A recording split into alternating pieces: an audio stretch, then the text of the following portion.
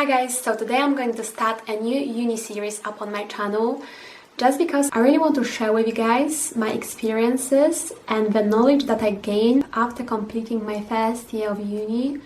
And I know you might think, oh, 1 year is not really enough to talk about certain things, which I totally agree with you on. However, I also believe I've learned so much throughout this first year. That's why I want to make a few of these videos of different kinds of things. I genuinely think I learned a lot throughout my first year of uni, so that's what I'm going to be discussing with you guys. I am very sorry that I'm filming on my vlogging camera. I know it kind of sucks, but actually I have my big camera right here with me, however I don't have a mic for it. And prior to recording this, I filmed a different video and I just hated the audio of it so much. Everything about it, like the image, the quality, everything was great, but the audio was awful. So I decided, you know what, I'm going to film this video on my vlogging camera, and then I'm going to hopefully purchase a new mic for my big camera soon. So yeah, today we are going to cover student accommodation.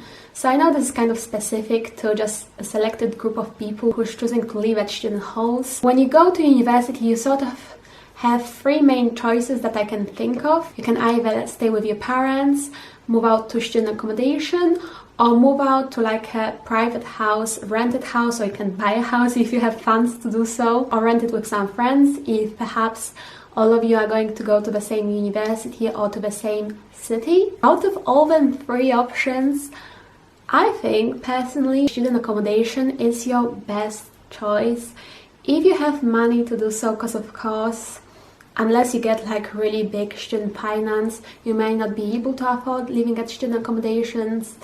I was actually quite shocked of how expensive rent was at student accommodation. Just for the reference, last year I was paying £132 a week for my accommodation, and this year I will be paying £90 a week. I'm going to be sharing a private house with my friends. That's how it typically works here in the UK. People don't tend to stay in halls for the second and third year and fourth year. It also depends on the person, really. I have come across some people who are staying in halls in their second and third year, but it's not as common. I think in order to gain the fullest experience, you should definitely stay in halls.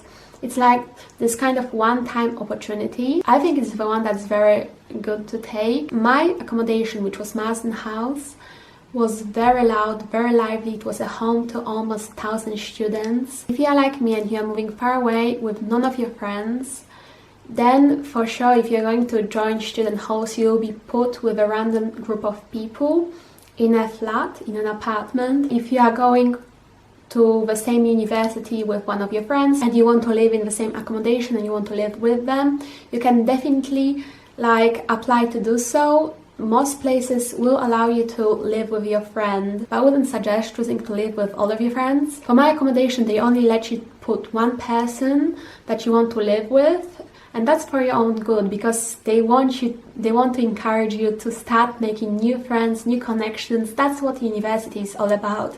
I was not able to put a friend because I didn't have a friend who was going to study at that city at my university, but that doesn't matter at all. Same with the people that you're going to be living with. It doesn't matter. Honestly, I know some people can kind of ruin your first year of university.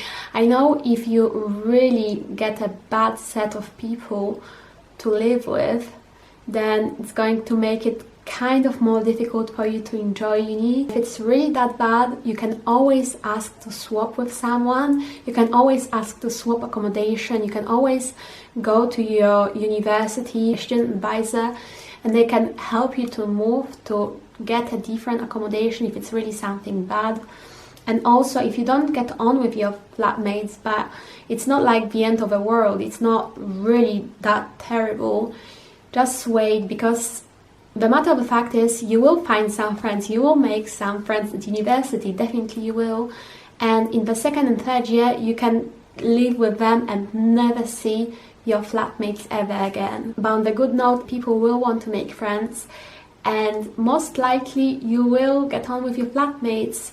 You might not become best friends, but if you do, that will be really lucky. At the start of uni, my flatmates were actually my only friends, and we were going out everywhere, and that's how I met more friends. But like through them and through going out with them, we met more people and it was easier to socialize.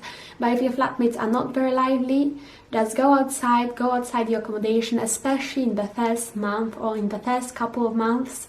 There will be loads of people outside trying to make friends, so go out, chat them up. I'm not going to be living with my old flatmates next year. I'm going to be living with other people from the same accommodation. And the easiest way is not to wait.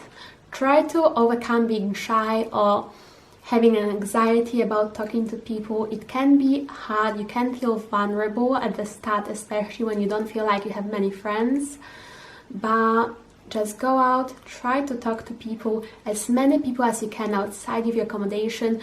Try to do it as early as possible, because after a few months, people don't tend to go out as much outside the accommodation to just hang out and talk. That's what I found with my accommodation, at least. At the start it was really social, but as soon as people found their own groups of friends, they stopped being as social and they sort of hid within their own little group. Make as many connections and talk to as many people as possible from your accommodation within the first 2 months. Nothing bad is going to happen. Yes, you might meet some arrogant people who will have loads of different friends and they will be not very interested in talking to you, but then you just move on, you just chat to someone else. I remember in the first month or 2 months of university, it felt like I was having the same dialogue, the same exact dialogue with so many different people, and was starting to get really repetitive and confusing. But for that, I actually managed to make some really good friends, because then some people will start being really friendly to you immediately, and sometimes they will just give you their phone numbers, they invite you to different parties, events,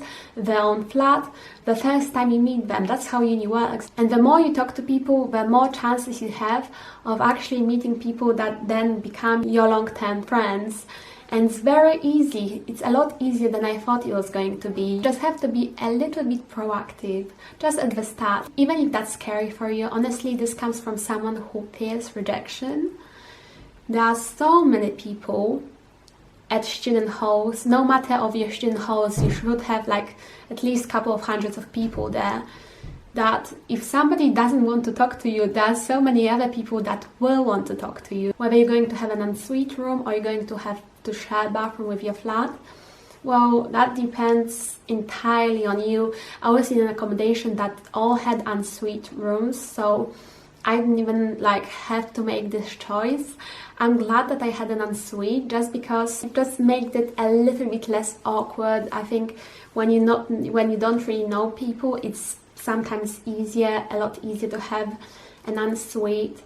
But at the same time, some of my friends who had shared bathrooms actually made best friends with their flat, because they were forced to be a lot more social than I was with my flat. It definitely perhaps not as comfortable at the start, but from what I've heard from other people, it could be actually a better choice, because you are supposed to be social. You're supposed to just be sat in your room and not really talk to your flat much, like it was at Marsden. With things like catered and uncatered, again, that's not something that my uni offered, so I have no idea how it would be if your hall would be catered. But at the same time, I wouldn't advise that, because that's one of the good things about living at student halls. You learn so many different things. You learn how to look after yourself, how to cook, or at least how to make some simple meals or ready meals or whatever it might be. So yeah, I wouldn't advise catered, although I can't really talk about catered because I've never had that. I think that's about it. For those of you who are thinking about going to Marsden, or who are choosing an accommodation in Leeds, a student accommodation in Leeds, I think I'll be making one specifically about Marsden. And then I also will be making a lot of other videos in regards to uni, living at uni, different aspects of just being a student. So yeah, but I hope this one was somewhat helpful to some of you guys, and I hope you enjoyed this video. Thank you so much for watching, and please subscribe to me if you haven't already, and I will see you in my next one. Bye!